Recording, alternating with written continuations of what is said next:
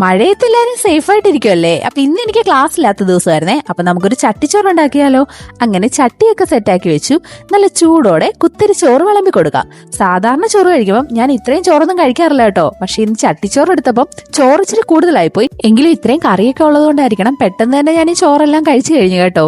ചോറ് വിളമ്പിയിട്ട് നമുക്ക് അതൊന്നും തവി കൊണ്ട് തന്നെ നിരത്തി വെച്ചു കൊടുക്കും. കാര്യം ഇതിന്റെ മുകളിൽ വേണമല്ലോ ഇനി കറികളെല്ലാം വെക്കാനായിട്ട്. സാധാരണ കടകളിൽ നിന്ന് ചട്ടിച്ചോറ് വാങ്ങുമ്പോൾ കുറെ ഐറ്റംസ് ഒക്കെ കാണാറുണ്ട്. നമുക്ക് എന്തായാലും വീട്ടിലുണ്ടാക്കുന്നതായോണ്ട് അത്ര ഐറ്റംസ് ഒന്നും ഇല്ല കേട്ടോ. എങ്കിലും ഞാനൊന്ന് കാണിക്കാമേ. ആദ്യം തന്നെ കുറച്ച് തോരൻ വെച്ച് കൊടുക്കാം. ക്യാരറ്റും ക്യാബേജും കൂടി ഇട്ട തോരനാണേ. തോരന്റെ അളവൊക്കെ ഞാൻ കുറച്ചേ എടുത്തിട്ടുള്ളൂ. കാര്യം ഒരുപാട് കറികളൊക്കെ കാണുമല്ലോ. അടുത്തത് നല്ല കൊടംപുള്ളി മുളകും ഇട്ട മീൻകറിയാണേ. ചുമന്ന മീനാണേ. ചുമന്ന മീൻ നിങ്ങളുടെ നാട്ടിൽ എന്താ പറയാ? ചെമ്പല്ലി, കോര, അങ്ങനെ പല പേരുണ്ടല്ലോ ഇതിന്. കിളിമീൻ എന്നും പറയുവേ. പിന്നെ ഈ അടുത്താണ് ഞാനൊരു കാര്യം മനസ്സിലാക്കിയത്. വർക്കല സൈഡിലൊക്കെ ഈ മീൻകറി വെക്കുമ്പോൾ കൊടംപുള്ളി ഇടില്ലെന്ന് എന്റെ ഒരു ഫ്രണ്ട് കഴിഞ്ഞ ദിവസം പറഞ്ഞു. ഉള്ളതാണോ? ഇനി നമുക്ക് നല്ല കുറുകിയ മോര് കറിയും കൂടെ കുറച്ചിട്ട് കൊടുക്കാം. കുറച്ച് തീയലും കൂടെ വെച്ച് കൊടുക്കുന്നുണ്ട്. സാധാരണ ഒരു ദിവസം ഉച്ചയൂണിന് ഇത്രയൊക്കെ തന്നെ എനിക്ക് ധാരാളമാണേ. പക്ഷെ ഇന്ന് ചട്ടിച്ചോറല്ലേ, അപ്പൊ സ്പെഷ്യലായിട്ട് എന്തെങ്കിലും വേണ്ടേ? ഇതിലൊതുക്കാൻ പറ്റത്തില്ലല്ലോ. അപ്പൊ നമുക്ക് സ്പെഷ്യൽ എന്തൊക്കെയാ ഉള്ളത് നോക്കിയാലോ. പച്ചക്കറികളിൽ എനിക്ക് ഒട്ടും ഇഷ്ടമല്ലാത്ത ഒരാളാണ് അടുത്ത് വരുന്നത് വഴുതനങ്ങ.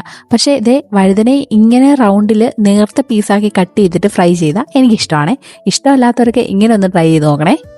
ഇനി നമ്മുടെ ഏറ്റവും പ്രിയപ്പെട്ട ഉണ്ടമുളകിട്ട് അരച്ച തേങ്ങ ചമ്മന്തി അതും കൂടെ വെച്ചു കൊടുത്തു. അടുത്തത് കൊണ്ടാട്ടമുളകാണേ. ഒരു വലിയ കൊണ്ടാട്ടമുളക് വറുത്തതും കൂടെ വെച്ചു കൊടുത്തു. ഒരു കോഴിമുട്ട പൊരിച്ചതും കൂടെ വെച്ചു കൊടുക്കുന്നുണ്ടേ. പക്ഷെ ഈ മുട്ട വെച്ചപ്പോഴത്തേക്കും എന്റെ ബാക്കി കറികളൊക്കെ അങ്ങ് ഹൈഡായി പോയി. എങ്കിലും കുഴപ്പമില്ല, തിന്നുമ്പോ എല്ലാം കിട്ടുമല്ലോ. ഈ മീൻ ഫ്രൈ ഇല്ലാത്ത ചട്ടിച്ചോറ് നാദനില്ലാത്ത കളരി പോലാണല്ലേ. അപ്പൊ പിന്നെ മീൻ ഫ്രൈ ഒഴിവാക്കാൻ പറ്റില്ലല്ലോ.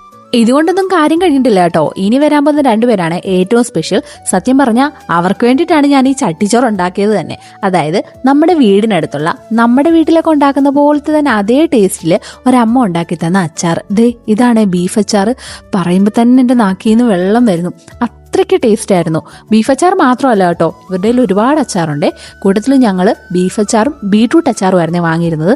രണ്ടും ഞാൻ ഈ ചട്ടിച്ചോറിൽ എടുക്കുന്നുണ്ടേ. അപ്പൊ ചട്ടിച്ചോറ് ഓൾമോസ്റ്റ് ഓക്കെ ആയി. ഈ ഒരു പപ്പടം കൂടെ വെച്ച് കൊടുക്കാം. അപ്പൊ നമ്മുടെ സംഭവം ഫുള്ള് സെറ്റ് ആവും. മുന്നേ ഞാൻ പറഞ്ഞ ആ അച്ചാറിന്റെ കാര്യമില്ലേ, അത് നിങ്ങൾക്ക് ആർക്കെങ്കിലും വേണമെങ്കിൽ കോൺടാക്ട് ചെയ്യാനുള്ള നമ്പർ ഞാൻ ഇതിൽ കൊടുക്കാവേ. യാതൊരു വിധത്തിലുള്ള പ്രിസർവേറ്റീവ്സും ആഡ് ചെയ്യാത്ത 100% വിശ്വാസത്തോടെ വാങ്ങി കഴിക്കാൻ പറ്റുന്ന അച്ചാറുകളാണ് ഇവരുടെ എല്ലാം. അതിന് ഞാൻ ഗ്യാരണ്ടിയാണേ.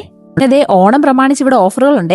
6 ഐറ്റംസിന് 1000 രൂപ മാത്രമേ വരുന്നുള്ളൂ. അപ്പൊ ഈ ഓണത്തിന് വെറൈറ്റി ആയിട്ട് നിങ്ങളുടെ വീട്ടിലുള്ളവർക്കോ ഫ്രണ്ട്സിനോ ഒക്കെ ഗിഫ്റ്റ് ചെയ്യാൻ പറ്റിയ ഒരു ഐറ്റം തന്നെയാണ് ഈ കോംബോ പാക്ക്. അങ്ങനെ നിമിഷ നേരങ്ങൾക്കുള്ളിൽ തന്നെ മുള്ളു മാത്രം ബാക്കിയാക്കി ഞാൻ ഈ ചട്ടിച്ചോറങ്ങ് കംപ്ലീറ്റ് ചെയ്ത് കേട്ടോ. അപ്പൊ അടുത്ത വീഡിയോയിൽ കാണാം. Bye bye.